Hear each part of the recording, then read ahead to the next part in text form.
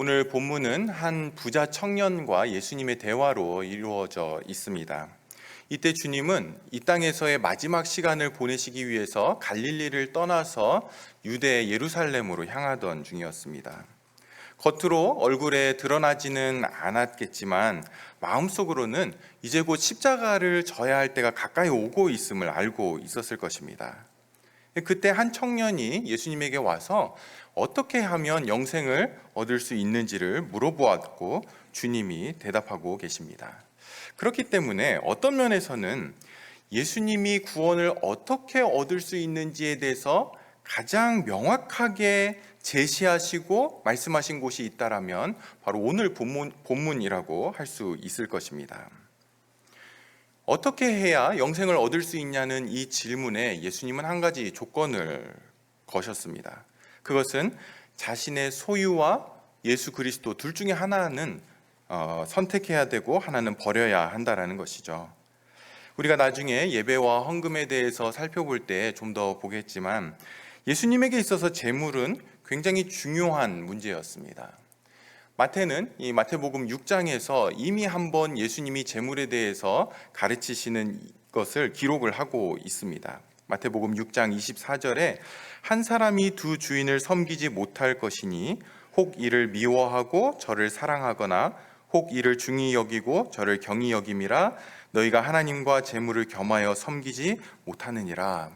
하나님과 재물 둘 다 얻으려고 하는 것은 불가능하다라는 것이죠. 누가복음 14장 33절에서도 이와 같이 너희 중에 누구든지 자기의 모든 소유를 버리지 아니하면 능히 내 제자가 되지 못하리라.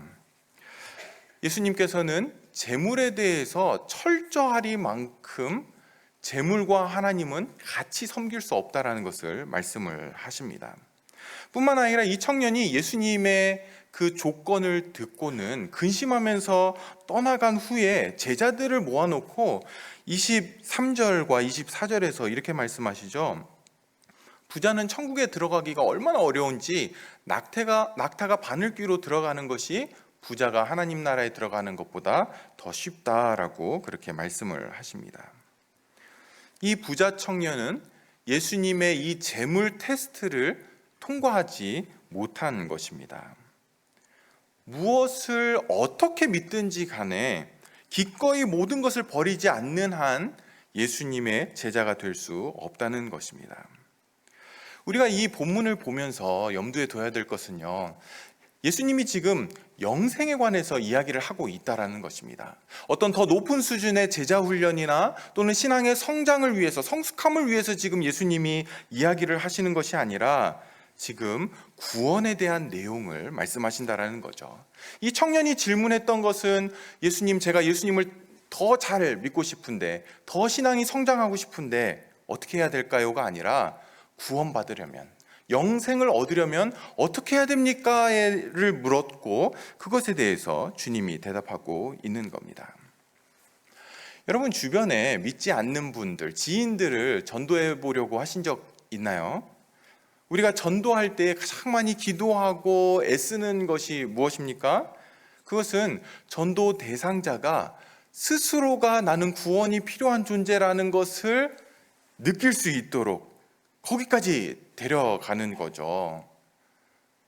그래, 나도 요즘 천국이 있는 것 같은 느낌이 좀 드는데 교회를 좀 한번 나가볼까 해라고 하는 지점까지 가면 이미 다 된 거죠.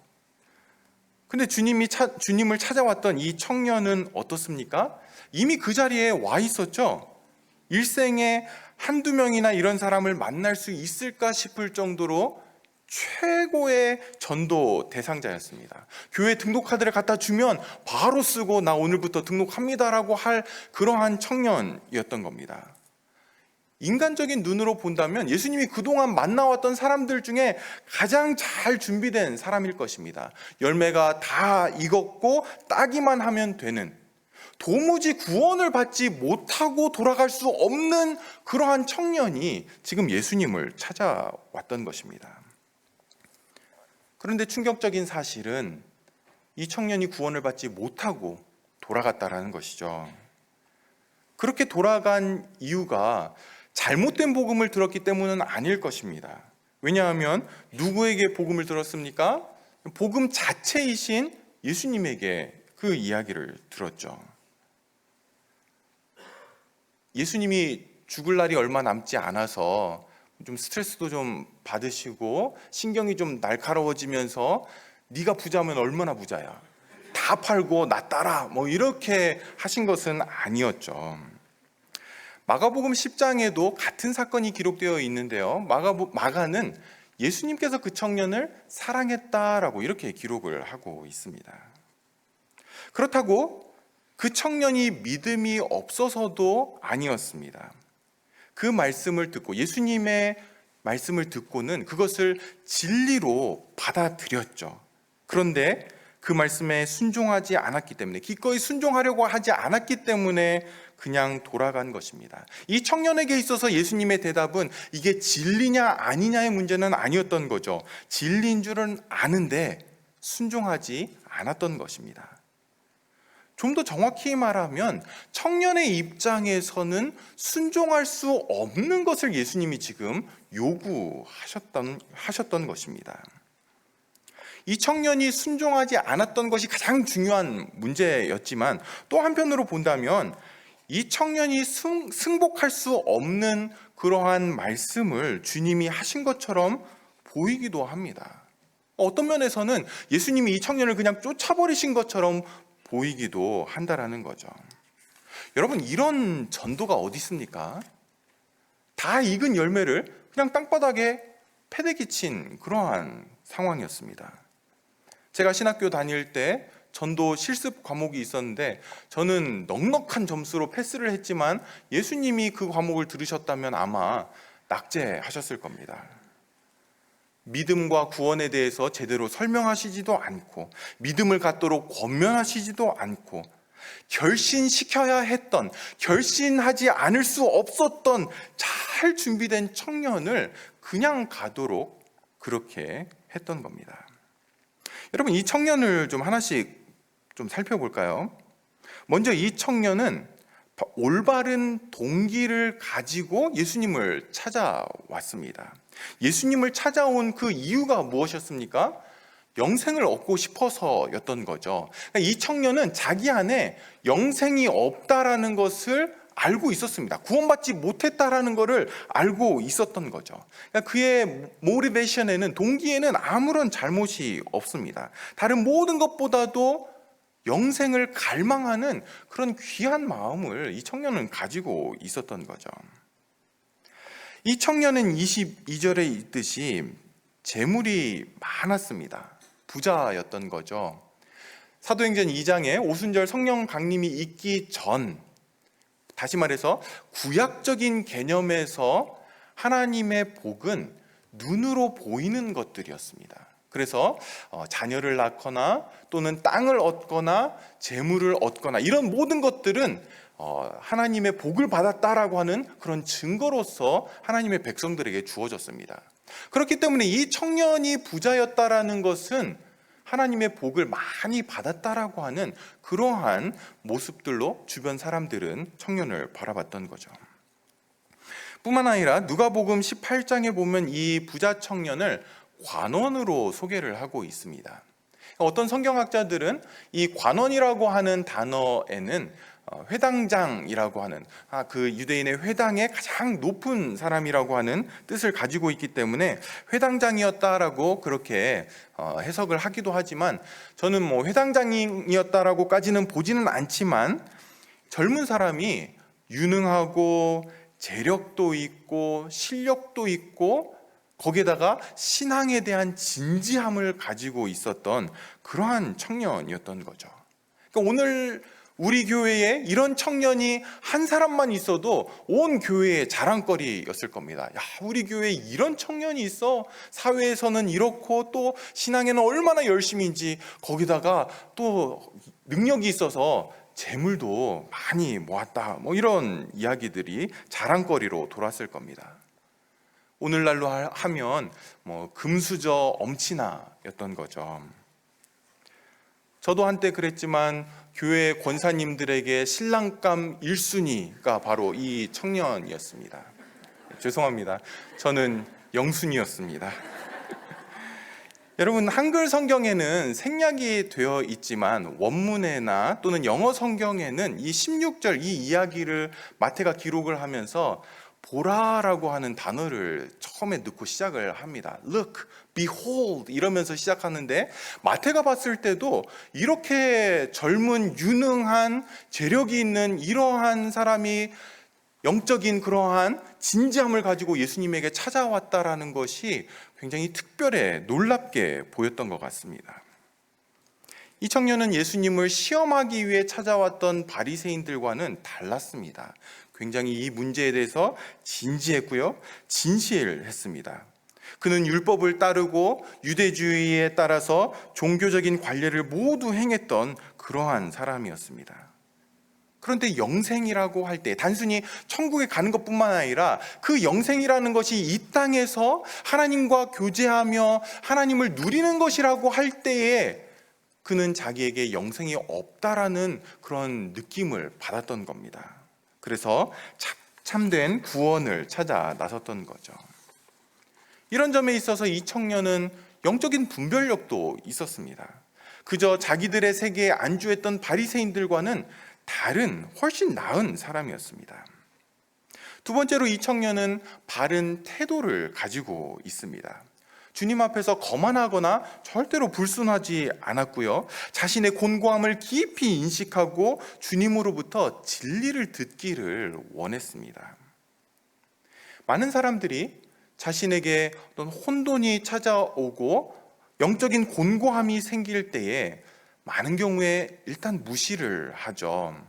영적인 세계를 이해하지도 못하면서 그렇다고 그것을 알려고 하지도 않고 관심을 갖지도 않습니다. 그것에 대해서 불편하게 느끼지도 않죠. 그런 불편함들이 올라올 때에 일단은 눌러놓습니다.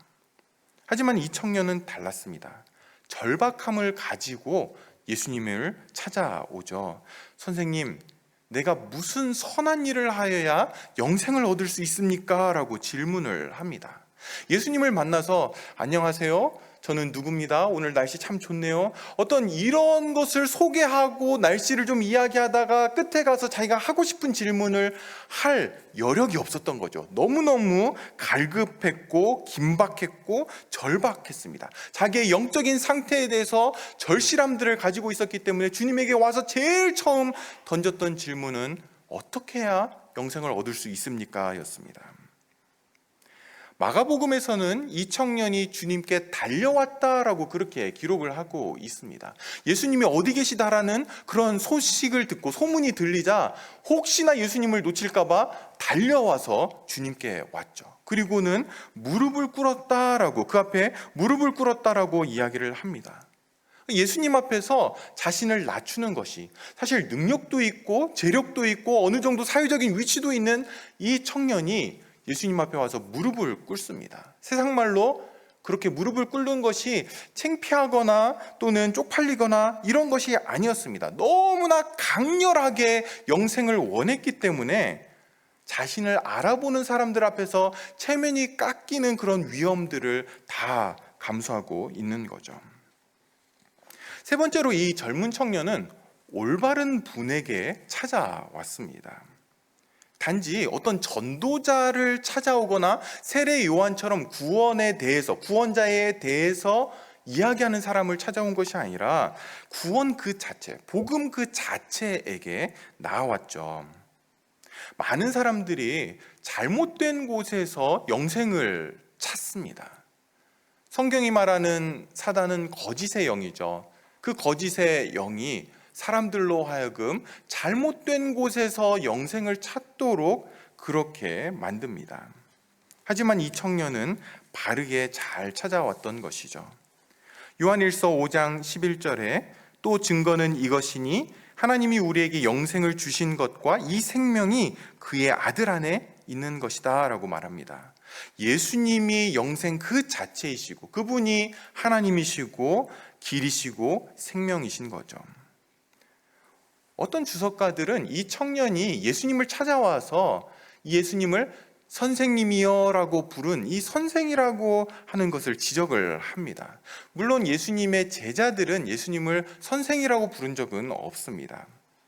그래서 이 부자 청년이 예수님을 선생이라고 부른 것에서 처음부터 애당초 이 청년은 예수님에게 헌신할 마음이 없었다라고 그렇게 지적을 합니다. 근데 제가 볼 때는 이 청년의 관점에서 예수님을 선생이라고 부른 것은 이 청년이 나타낼 수 있는 가장 존경의 표현이라고 보여집니다. 사실 이 청년은 예수님이 메시아라는 것, 하나님이시라는 것 아직 모르고 있을 때죠. 그런 사람에게 선생님이라고 부르면서 영생에 대한 답을 얻기 위해 그에게 나왔다라는 것은 나름 적절한 태도를 가지고 예수님을 부른 것이라고 여겨집니다. 네 번째로 이 부자 청년은 올바른 동기를 가지고 올바른 태도를 가지고 올바른 근원에게 나왔을 뿐만 아니라 올바른 질문을 했습니다. 내가 무슨 선한 일을 하여야 영생을 얻으리까? 라고 질문을 하죠. 여러분, 이 청년은 유대교의 바리새인 전통 속에서 자라났습니다. 바리새인들은 하나님의 은혜를 획득하기 위한 일종의 체계가 바로 종교다라고 봤던 거죠. 그러니까 하나님의 은혜를 획득을 해야 됐습니다. 자기가 얻어냈어야 되는데 그렇게 자라난, 종교를 그렇게 알고 있는 이 청년의 관점에서 무슨 선한 일을 해야 영생을 얻을 수 있습니까? 라고 하는 질문은 청년에게 있어서는 가장 순수하게 정말 영생을 알고 싶어서 했던 질문이었습니다. 그런데 여기서부터 우리가 기대했던 것과는 다르게 이 이야기가 진행이 됩니다. 청년의 질문에 예수님은 네가 생명에 들어가려면 계명들을 지켜라 라고 대답을 합니다. 복음을 제시하시지도 않고 어떤 믿음 안으로 들어오도록 믿음을 가져야 된다라고 그렇게 말씀하시지 않고 계명을 지켜라 이렇게 대답을 하셨다라는 거죠. 그 앞에 어떤 큰 벽을 세워놓은 것 같은 그런 대답을 하십니다. 사실 예수님의 대답이 완전히 틀린 것은 아니었습니다. 구원에는 두 가지 길이 있습니다. 이 목사가 무슨 말을 하나? 구원에는 두 가지 길이 있다니? 여러분, 예수 그리스도를 통해서 우리가 은혜로 믿음으로만 우리는 구원을 얻는 그 길이 있고요. 또 하나는 하나님의 계명을 100%다 지키는 것을 통해서도 죄가 없이 구원을 얻을 수 있습니다. 하지만 후자는 이 땅에 사는 어느 누구도 하나님의 요구에 온전하게 응답할 수 없기 때문에 죄인은 그 방법으로는 구원을 받을 가능성이 전혀 없습니다. 청년이 예수님이 말씀하신 계명들을 지키라라고 하는 이 대답을 듣고 들었던 생각은 아마 이것이었을 겁니다. 이분이 나를 잘 모르시지.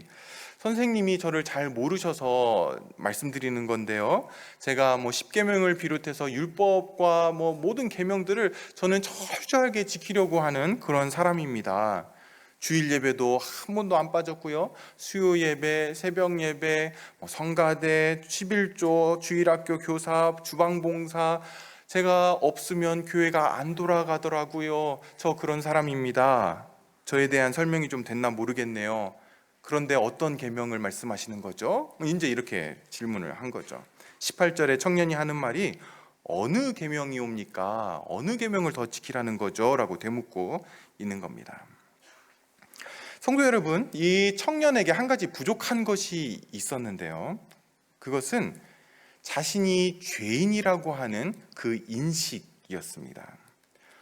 구원을 얻고자 하는 그런 갈망과 열망은 있었지만 그 열망이, 그 구원에 대한 갈망이 자신의 죄악됨에서 오는 갈망이 아니라 영적인 공허함 속에서 왔던 갈망이었던 겁니다. 문제는 그런 영적인 공허함만 가지고는 예수님에게 전적으로 자기를 위탁할 만한 충분한 동기가 되지 못하는 겁니다. 주님은 그걸 이 청년 안에서 보셨던 거죠. 그리고는 주님이 십계명을 중심으로 청년에게 몇 가지 계명들을 말씀해 주셨습니다. 그러자 이 청년이 대답하는 말이 20절에 그 청년이 이르되 이 모든 것을 내가 지켰사온데 아직도 무엇이 부족하니까. 모든 걸 다 지켰다라고 그렇게 대답을 합니다. 여러분, 예수님이 제시하신 계명들을 한번 보십시오. 다른 것들은 몰라도 맨 마지막에 내 이웃을 내 자신과 같이 사랑하라 라고 예수님이 그걸 지키라 라고 이제 말씀을 하셨는데, 내 이웃을 내 몸과 같이, 내가 나를 사랑하는 것 같이 다른 사람들을 사랑하라 라고 하는 이 계명은 정직하다면 누구도 쉽사리 내가 그걸 지켰습니다 라고 대답할 수 없는 그런 계명이었습니다. 어쩌면 이 청년은 바리새인들이 정해놓은 이웃을 사랑하는 법을 지키기 위한 전통들, 이런 것들을 지켰을지는 모르겠습니다. 구제 헌금을 하고 봉사활동에 참여했을 수도 있습니다. 그런데 주님이 말씀하시는 율법을 지키는 법, 주님이 말씀하시는 하나님의 계명을 지키는 것은 마음에서부터 시작되는 순종이죠. 마음으로 지켜야 된다는 것은 이 청년은 이해하지 못했습니다. 그저 유대교의 전통에 따라서 이런 것들을 지키면 이웃을 사랑하는 거다라고 하는 그 전통들을 지켰던 것뿐입니다.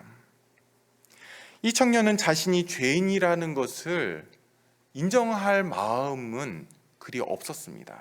이것은 이 청년이 고집이 세고 내가 죄인이라는 것을 나는 절대로 인정할 수 없어, 이러한 마음에서 인정하지 못했다라는 것이 아니라, 이 청년은 실제로 자기 자신이 그렇게 내가 죄인이라고는 생각하지 않았던 거죠. 주변에 있는 모든 사람들이 이 청년을 칭찬했고 이 청년을 너무너무나 좋아했고, 또 자기도 나름대로 율법을 지키고 계명들을 지키고 전통들을 지켰기 때문에 자기가 뭔가 부족하다라고 그렇게 생각하지 않았던 겁니다. 나 정도면 그래도 괜찮지라고 하는 그 마음을 가지고 있었던 거죠. 하지만 그것은 사람들 사이에서 도덕적이고 종교적이고 윤리적으로 좀 괜찮아 보였던 거지, 거룩하신 하나님 앞에서는 너무나 흉악한 그러한 죄인에 불과했습니다. 주님은 이 청년을 분명히 사랑하셨지만 그럼에도 불구하고 그가 원하는 대로 그에게 영생을 주시지는 않았습니다. 사랑하는 성도 여러분, 오늘날 많은 교회들에서 전해지는 복음의 치명적인 약점이 무엇입니까? 그것은 성경에서 말하는 만큼 자신의 죄악됨의 실상을 보지 못한다라는 겁니다. 나 정도면 괜찮지, 세상이 나 정도의 사람들로 채워진다라면 지금보다 훨씬 좋아질 거야, 스스로 이렇게 생각하는 사람들로 교회는 가득 차 있습니다. 오늘날 기독교는 죄를 심리적이고 환경적인 것으로 넘겨버렸습니다. 자라온 환경과 또 부모의 영향 등 여러 가지 것들을 가지고 죄를 설명하죠. 네가 이러한 배경에서 자랐기 때문에 너 안에 이런 문제가 있는 거야. 아이고, 우리 다 이해하지. 그것을 받아주고 인정해주고 이해해 줍니다. 그리고 그것에 대한 만병통치약으로 예수님을 이야기를 하죠. 성경에는 없는 이야기입니다.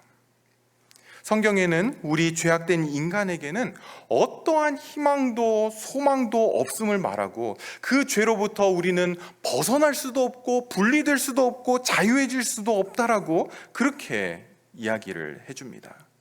우리는 온 우주 만물의 창조자시오 주인이시오 우리의 왕이신 그분을 미워했고 그분을 반역했고 그분의 영광에 이를 수 없을 뿐만 아니라 영원한 형벌을 받아 마땅한 존재라고 성경은 우리에 대해서 이야기를 합니다. 자신이 이런 죄인이라는 것을 깨닫는 것은 구원에 있어서 필수적이다라고 말씀하시는 거죠. 나의 죄와 연약함이 어떤 자라온 환경에서 부모의 영향으로 다른 사람들에 의해서 시작될 수는 있습니다.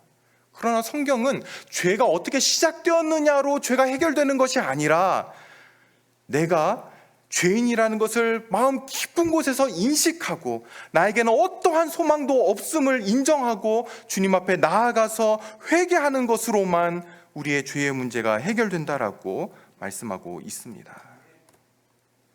문제는요, 제가 아무리 죄에 대해서 설교를 해도 우리 안에서 스스로 희망도 없고 소망도 없고 내 죄가 만왕의 왕이신 하나님을 짓밟은 것이라는 그런 뿌리 깊은 인식을 심어주지 못한다라는 것입니다. 사람이 할 수 있는 일이 아니라는 거죠.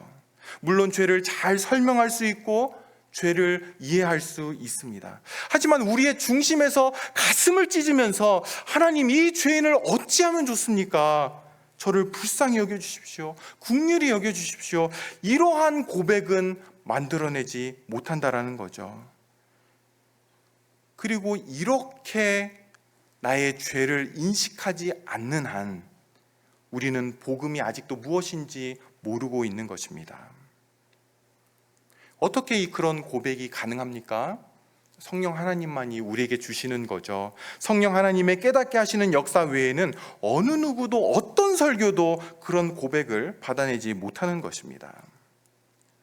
여러분, 복음은 우리가 받아들이기로 결정하는 것이 아닙니다. 내가 믿기로 결심하는 것도 아니죠. 성령 하나님의 은혜로, 역사하심으로 우리에게 주어지는 겁니다. 우리에게 주어지는 것.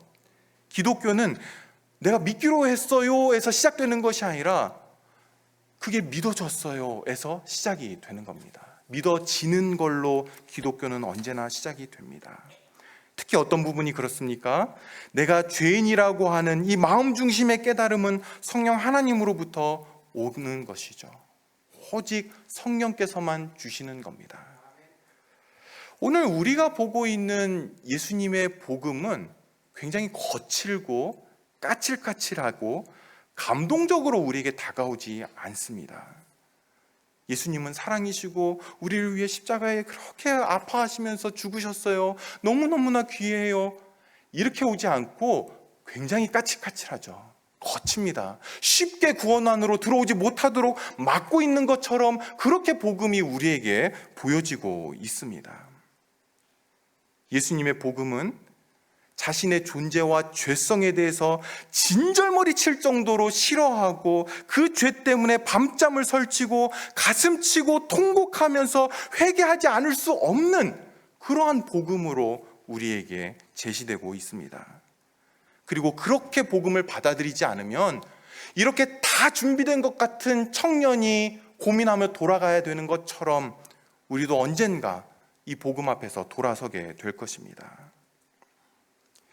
예수님은 자신의 죄를 깨닫지 못하고 회개하지 않는 이 청년에게 영생을 위한 기회를 다시 한번 주고 있습니다. 여러분 21절을 한번 보십시오. 예수께서 이르시되 내가 온전하고자 할진대 가서 내 소유를 팔아 가난한 자들에게 주라. 그리하면 하늘에서 보화가 내게 있으리라.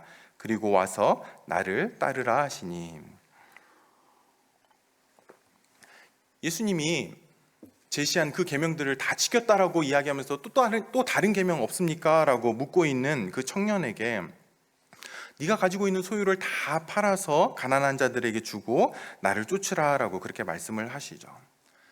이제 예수님은 이 부자 청년의 급소를 찌르고 있습니다. 예수님의 요구는요, 단지 재물에 대한 요구는 아니었습니다. 영생을 얻기 위해서 우리 모두가 우리의 재산을 다 팔아서 나눠줘야 하는 것은 아닙니다. 그렇다면 예수님의 요구는 무엇에 관한 것입니까? 예수 그리스도의 복음이 우리에게 요구하는 것은 무엇입니까? 그것은 우리의 참 주인이 누구냐를 결정하라라는 것입니다. 예수님이 보여주시는 참된 기독교는 예수님을 알되 어떻게 아는 것을 말합니까? 예수님이 세상의 그 어떤 것보다도 내 재물과 내 생명과 내 성공과 내 가족과 내 자녀들과 내 비즈니스와 그 어떤 것과 비교했을 때 비교할 수 없을 정도로 가장 귀하신 분으로 예수님이 보여지는 것, 그것이 참된 기독교입니다. 22절에 그 청년이 재물이 많음으로 이 말씀을 듣고 근심하면서 갔다라고 오늘 이야기의 결론이 기록되어 있습니다. 이 청년은 예수님보다 자기 자신의 재물이 더 소중했습니다. 자신이 가진 재물과 비교해서 예수님이 더 귀하고 가치 있는 분으로 보이지 않았던 거죠. 예수님께 나아오는 것이 그의 재물을 다 바치는 것을 의미한다라면 그는 예수님께 올 수가 없었습니다. 일부를 바치라고 했다라면, 또는 그 재물과 함께 예수님도 붙잡을 수 있었다라면 어쩌면 이 청년은 얼마든지 예수님을 받아들일 용의가 있었을 것입니다. 내일 단기팀이 캄보디아로 떠나게 되죠. 저도 한국에 있을 때 단기팀과 함께 캄보디아 선교를 간 적이 있는데요. 현지 선교사님이 말씀하셨던 게 뭐냐면, 이 캄보디아 사람들이 예수님을 전하면 그 복음을 잘 받아들인다는 거예요. 그런데 문제는 자기들이 이미 섬기고 있는 신에다가 예수님을 더한다라는 거예요. 그래서 신이 많으면 많을수록 자기를 지켜주는 신들이 많으니까 예수님 내가 받아들일게 라고 해서 쉽게 받아들인다라는 거죠. 그런데 예수님의 복음은 그런 것이 아니죠. 다른 신들은 버리고 예수님만 유일한 주인으로, 유일한 구원자로, The only Lord로만 받아들일 때 그것이 복음이 우리에게 정확하게 전해진 것입니다. 기독교의 복음은 오직 예수입니다. Only Jesus. 전에도 말씀드렸죠. Jesus plus nothing is everything. 예수님에다가 아무것도 더하지 않아도 모든 것이 되는 것, 그게 기독교 복음이라는 겁니다. 사랑하는 성도 여러분, 저와 여러분도 언젠가는 이 청년이 섰던 그 자리에 서게 될 것입니다. 이미 서셨던 분들도 계시고 아직 안 서셨다면 모든 사람들은 다 이 청년이 섰던 자리에 서서 예수님의 질문을, 예수님의 요구를 받게 될 것입니다. 누구도 피할 수 없는 자리입니다. 그때에 성령 하나님께서 우리의 지각을 여셔서 우리에게 질문하시는 그 예수님이 얼마나 존귀하시고 아름다우시고 영광스러우시고 그분의 참된 가치를 보게 하셔서 내가 잡고 있는 그 어떤 것과도 주님과 비교해서 내려놓지 못하거나 나를 머뭇거리게 만들거나 고민하면서 돌아가게 만드는 일이 없게 하시기를 주님의 이름으로 축복하며 소원합니다. 기도하겠습니다. 시간 우리 같이 한번 들은 말씀 가지고 기도하겠습니다. 예수님의 복음 앞에, 예수님의 요구 앞에 섰던 청년을 기억하면서 우리가 주님 앞에 정말 나를 죄인으로 그렇게 생각하고 있는지, 그리고 예수님이 요구하시는 그 only Jesus, 그것이 정말 나의 안에 있는지 우리 자신들을 돌아보며 말씀을 가지고 함께 기도하겠습니다.